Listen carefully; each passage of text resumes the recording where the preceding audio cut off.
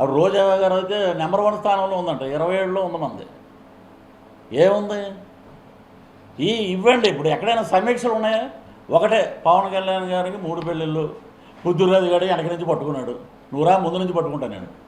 Vasavi online services. మా వద్ద passport visa services కలవు. వీసాలో 99% అప్రూవల్ సక్సెస్ రేట్ ఉంది. Please contact 8019482544. ఇవే మీకు కావాల్సింది. ప్రజలు ఏం చేస్తున్నారు, ప్రజలకు మేము ఏం చేసాం? ఇప్పుడు మేము కలిసారు, మీడియా మిత్రులు పిలిచారు, ఏమంటే మీ అనుభవాలు చెప్పండి అన్నారు. అలాగే ఎక్కడైనా మీ శాఖల గురించి ఎవడైనా మాట్లాడా? అవి లేవు. 2 చోట్ల ఓడిపోయాడు రోజా గారు, 2 చోట్ల ఓడిపోయింది తెలుగుదేశంలో ఉన్నప్పుడు. ఇవి ఏంటంటే ఎలా ఉన్నాయంటే, కొన్ని మేము చెప్పకూడదు. అప్పుడు ఉన్నప్పుడు చూసాం, పవన్ కళ్యాణ్ గారు అయితే భీమవరంలో గెలిచాడండి ఆయన చెప్పి ఆపారు. అది భూమన కరుణాకర్ రెడ్డి గారు ఏమో తిరుపతిలో గెలవల, సుగుణమ్మ గారు గెలిచారు తిరుపతిలో. ఆవిడ పక్కన పెట్టారు. మా మీడియా మిత్రులందరికీ తెలుసు ఏంటనేది. ఏంటంటే ఒక సామెత ఉంది, ముస్లిమ్స్ మాకు చాలామంది ఫ్రెండ్స్ ఉన్నారు, గదాగా క్యామాలు దాల్కా మజా అని. గాడిదకి ఏం తెలుసు గంధపు చక్కల వాసన అని. పవన్ కళ్యాణ్ గారికి 55 ఏళ్ళు వచ్చింది, గాడిదల కంటే నీకెంత వచ్చాయో తల్లి నీకు? అబ్బాయి మా ఆయన ఉన్నాడు నెల్లూరు, తెలుగుదేశం అధికార ప్రతినిధి. ఓయమ్మ ఇంత మాట అందా పృథ్వీ గారు, పవన్ కళ్యాణ్ ఈవిడికి ఎంత వచ్చినాయి, ఈవిడికి ఎంత 16? ఈవిడికి ఉన్నాయి కదా ఇంచుమించు 50 పైన. ఇలాంటి మాటలు మాట్లాడే వాళ్ళందరికీ ఫుల్ స్టాప్ పడే రోజు దగ్గరలో ఉందండి. సో అద్భుతంగా ప్రచారంలో మళ్ళీ మిమ్మల్ని కలుస్తాం. మా స్ట్రీట్ ప్లేకి మీ మీడియా మిత్రుల దగ్గర నుంచే అద్భుతమైన రెస్పాన్స్ వస్తుంది. ఆయన ఇటువంటివన్నీ చూసి వదిలేశాడండి. ఇవన్నీ పెద్ద పట్టించుకోవడం. ఆత్మాభిమానం గలవాడు, ఎదటోడి గురించి పరుష పదజాలం కూడా వాడ్డాయన. That is a megastar Chiranjeevi. So వాడాలంటే ఇప్పుడు ఈ రాజకీయానికి పనికొచ్చే వ్యక్తి ఎవరంటే మా పవన్ కళ్యాణ్ గారు. వామనుడు పెట్టినట్టు కాలు పెట్టి తొక్కుతాడు చూడండి పాతాళానికి. జనాలకి అర్థమైంది, నాయకులకు అర్థం కావట్లే. నాయకులు కూడా తెలుసుకునే రోజు దగ్గరలో ఉందండి. ఇంకెంత మహా అంటే ఇప్పుడే మేము లెక్క పెట్టాం, కౌంట్ డౌన్ స్టార్ట్ అవుతుంది. జూన్ 4 అంతే. అప్పుడు కరెక్ట్గా మేము మంగళగిరి క్యాంప్ ఆఫీస్ దగ్గరను రోజా ఊరికి వెళ్ళాలి. పొద్దున్న ఇక్కడ చేసి సాయంత్రం అటు వెళ్తాం నగిరి. ఏమండి అది తప్పు కాదండి. ఇప్పుడు చంద్రబాబు నాయుడు గారు, మీరు ఒక ముఖ్యమంత్రి 14 ఏళ్ళు ముఖ్యమంత్రి చేశాడు ఆయన. చిరంజీవి గారి ఇంటికి మినిస్టర్ అయ్యి వస్తే నేను బోలాశంకర్ ప్యాచ్ వరకు జరుగుతున్నప్పుడు అన్నయ్య ఏంటి అని అడిగితే వాళ్ళ విజ్ఞతకే వదిలేసాం మనం. ఆయన ఇంటికి పిలిచి బట్టలు పెట్టి భోజనం పెట్టి వాళ్ళని గౌరవించి పంపించారు మినిస్టర్ అయ్యి. వాళ్ళ విజ్ఞతకి వదిలేసాం, మనకెందుకు లేరు పోనండి, వాళ్ళ కర్మ వాళ్ళు. అది హృదయం. ఈమె వచ్చేసి ఒక దరిద్రుడు జైలుకి వెళ్తే ఒక దరిద్రుడు సపోర్ట్ చేసి ఎంత తప్పండి అది? అంటే నీకు నోరు ఉంది కదని చెప్పి ఏది పడితే ఉన్నది. తిరుమలలో పైన కొండ దగ్గర రాజకీయాలు మాట్లాడుతూ ఉంటారు, దరిద్రమైన మాట్లాడినా అక్కడే మాట్లాడతారు వీళ్ళు. మరి అవి కట్ చేయరు. ఉన్నాయిలండి, చాలా బాగున్నాయి. మా దగ్గర బ్రౌన్ డైరీ ఉంది, పృథ్వీరాజ్ డైరీ. ఆ డైరీలో భాగవతాలన్నీ నేను రేపు ప్రచారం మొదలుపెట్టినప్పటి నుంచి రోజుకొకటి వదులుతూ ఉంటాను. మీకు అబ్బాయి గారి సినిమా ఒకటి మీరు చూడలేదు. నాకు శ్రీకాకుళం 7 రోడ్ జంక్షన్లో మామిడిపళ్ళు వచ్చినప్పుడు మామిడిపళ్ళు సేవన బొట్టలు పెట్టుకుని అమ్ముతుంటారు అక్కడ మొత్తం. 7 రోడ్ జంక్షన్ పెద్ద ఫేమస్ అది. వాళ్ళు ఏమన్నారంటే, అలాది ఏడు బాబు పృథ్వీ గారు ఎక్కడ ఎత్తున్నాడు, ఇలా ఎత్తున్నట్టే తీసుకుపోతున్నాడు. అది దాంట్లో అబ్బాయి గారిలో మల్లికార్జునరావు వచ్చి నూతన ప్రసాద్ గారికి ఏదో చెక్ చేస్తుంటాడు. ఈ సైడ్ నుంచి వెంకటేష్ 100గా ఇలా పెడతాడు. అలాగా ఓకే నీ జేబులో పెట్టుకుంటాడు. అది తీసేసి బ్రహ్మానందం మళ్ళీ ఇటు నుంచి ఇలా ఇస్తాడు. అలాగే అది వాళ్ళు చేసేది.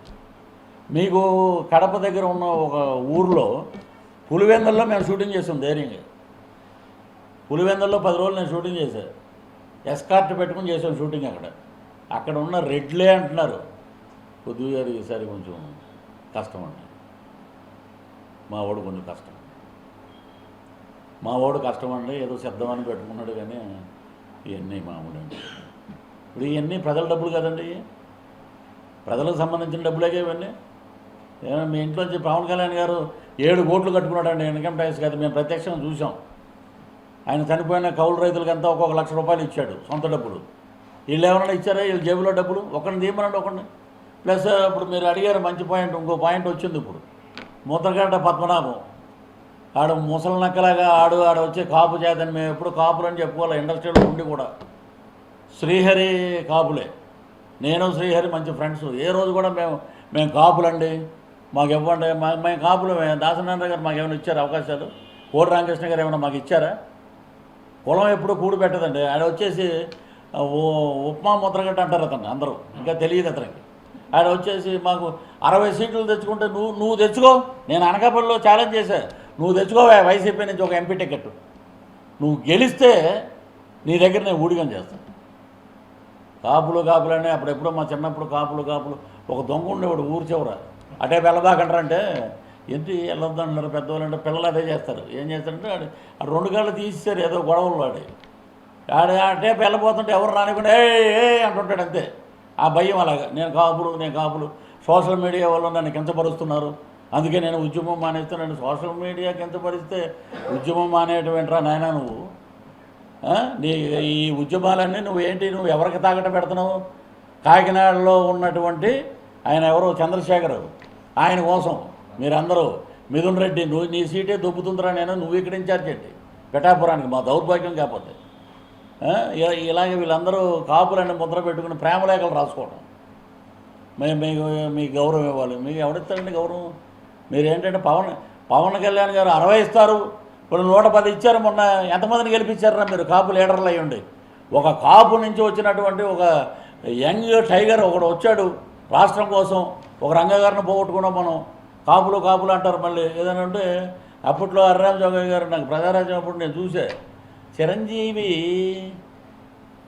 పాలకుల్లో గెలిచినా కూడా రాజీనామా చేస్తాడేమో అని 4 రోజుల తర్వాత పోలింగ్ ఉంటే ఎవడన్నా మాట్లాడతాడు. అది అంటే మీరేంటంటే మీ చెప్పు చేతల్లో లీడర్లు ఉండాలి, పేద ప్రజలకు ఎవడో పని చేయకూడదు.